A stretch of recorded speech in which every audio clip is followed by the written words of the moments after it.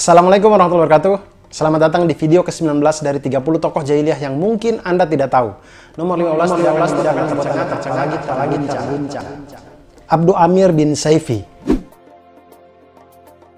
Ini adalah tokoh ke-19 kita. Abdu Amir bin Saifi ini juga dikenal dengan nama Abu Amir si Rahib. Tapi Rasulullah SAW menyebutnya dengan si Fasik. Jadi namanya dia Abu Amir si Fasik. Si Fasik, kenal dirimu. Dia ini adalah pemuka suku Aus waktu semasa jahiliyah dulu. Nah, ketika Islam datang ke Madinah, dia ini secara terang-terangan memusuhi Rasulullah SAW. Dia kemudian keluar dari kota Madinah, kemudian pindah ke Mekah bergabung dengan orang-orang Quraisy. Kemudian dia membujuk dan mengajak orang-orang Quraisy untuk memerangi Rasulullah SAW. Sebelum Abu Amir keluar dari kota Madinah, dia pernah mendatangi Rasulullah SAW ketika Rasulullah SAW baru tiba di Madinah. Dia datang kemudian dia bertanya kepada Nabi Muhammad SAW. Dia bilang, "Wahai Muhammad, agama apa yang kau bawa ini?" Kemudian Rasulullah SAW menjawab, "Aku membawa agama yang lurus, agama Ibrahim." Kemudian dia bilang, "Oh, aku pun memeluk agama ini." Rasulullah SAW kemudian bilang, "Tidak, kamu tidak memeluk agama ini." Kemudian dia bilang, "Tentu saja aku memeluknya. Muhammad, engkau telah membawa hal-hal baru di dalam agama ini yang tidak ada sebelumnya." Kemudian Rasulullah SAW bilang, "Tidak, aku tidak melakukannya. Aku membawa agama ini dalam keadaan putih bersih." Kemudian dia bilang, dia mengancam Rasulullah SAW, dia bilang, "Sesungguhnya seorang pendusta itu akan dimatikan Allah dalam keadaan terusir, asing, dan sendirian." Kemudian Rasulullah SAW menjawab, "Ya tentu saja. Siapa yang berbohong atau berdusta di antara kita, maka Allah akan melakukan atau memperlakukan dia seperti itu." Setelah Rasulullah SAW menjawab seperti ini, kemudian Abu Amir si Fasik ini pun keluar dari kota Madinah dan pergi menuju Mekah untuk bergabung dengan orang-orang Quraisy. Ketika terjadi perang Uhud, Abu Amir si Fasik ini ikut di dalam barisannya pasukan musyrikin Mekah. Kemudian sesaat sebelum terjadinya perang Uhud ya, dia bilang kepada orang-orang Quraisy, dia bilang, "Wahai orang-orang Quraisy, biarkan saya yang maju duluan untuk saya pengaruhi pasukan muslimin. Karena kalau orang-orang Aus itu lihat saya, pasti mereka akan patuh dan ikut barisan saya lagi gitu. Karena saya ini dulu pemukanya suku Aus." Kemudian orang-orang Quraisy bilang, "Oke lah, silahkan," gitu. Kemudian majulah ini Abu Amir si Fasik ini ke hadapan pasukan muslimin. Kemudian dia berteriak, "Wahai orang-orang Aus, sesungguhnya saya ini adalah Abu Amir." Kemudian orang-orang Aus menjawab, "Wahai Abu Amir si Fasik, sesungguhnya Allah tidak akan memberikanmu kesenangan." Kemudian Abu Amir nih, dia balas, dia bilang, "Waduh, kayaknya ada yang tidak beres ya dengan kaum saya sepeninggal saya begitu." Padahal dia tidak sadar yang tidak beres ini dia ini. Kemudian setelah dia sadar bahwa dia tidak bisa mempengaruhi suku Aus di dalam pasukan muslimin ini, akhirnya dia mundur. Dia mundur. Dan ketika sudah terjadi perang Uhud sudah meletus, Abu Amir si Fasik ini membantu kavalerinya Khalid bin Walid dan berperang secara ganas dia ikut di situ. Pada waktu itu Khalid bin Walid radhiyallahu an belum masuk Islam. Kavaleri Khalid bin Walid ditopang dengan Abu Amir si Fasik ini kemudian melancarkan 3 gelombang serangan ke sayap kiri pasukan muslimin. Yang mana sayap kiri pasukan muslimin ini dipimpin oleh Al-Miqdad bin Amr radhiyallahu an. Jadi menurut saya ketika membaca perang Uhud ini, salah satu big match-nya perang Uhud adalah pertemuan antara Khalid bin Walid versus Al-Miqdad bin Amr. Ini dua orang yang sama-sama luar biasa.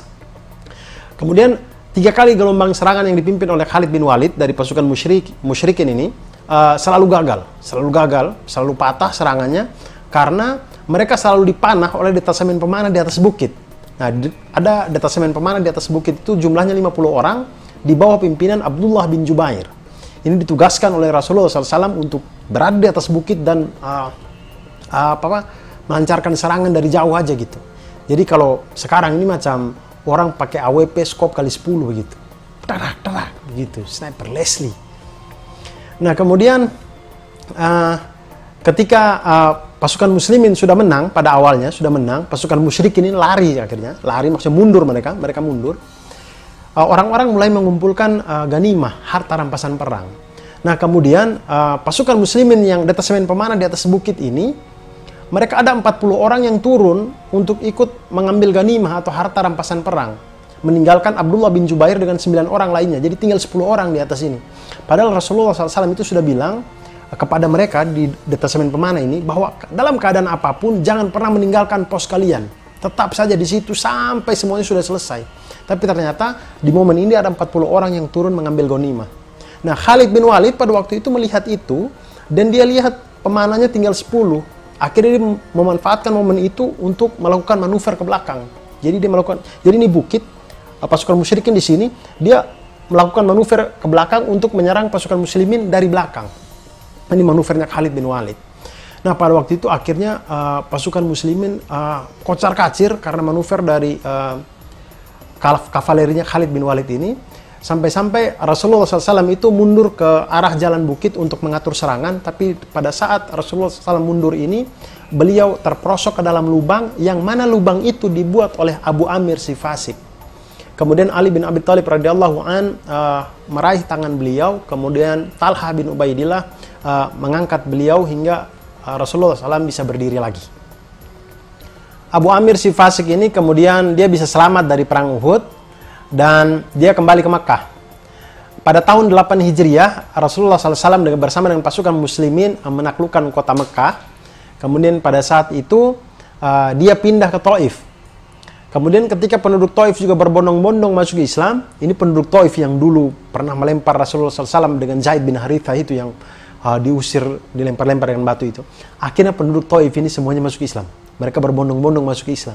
Nah, ketika mereka berbondong-bondong masuk Islam, si Abu Amir si fasik ini dia melarikan diri lagi ke Syam. Kemudian dia tinggal di Syam sampai dia meninggal di sana. Dan dia meninggal dalam keadaan terusir, asing, dan sendirian.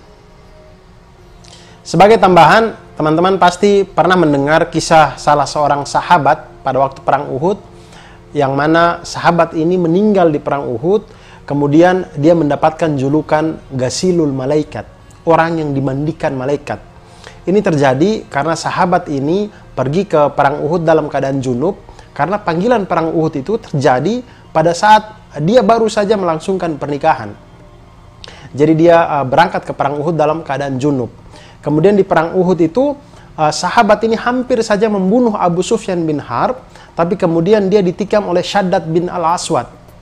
Kemudian sahabat ini akhirnya meninggal di perang Uhud, dan ketika selesai perang dan kemudian pasukan muslimin mencari jenazahnya para syuhada di situ, dilihatlah jenazah dari sahabat ini basah kuyup dan masih menyisakan guyuran air. Kemudian Rasulullah SAW bersabda, sesungguhnya sahabat ini jasadnya sedang dimandikan oleh malaikat. Nah, sahabat ini namanya itu adalah Hanzalah bin Abu Amir. Dia adalah anak dari Abu Amir si fasik. Dan inilah cerita tentang Abu Amir si fasik atau Abdu Amir bin Saifi. Semoga kita bisa mengambil hikmahnya, teman-teman.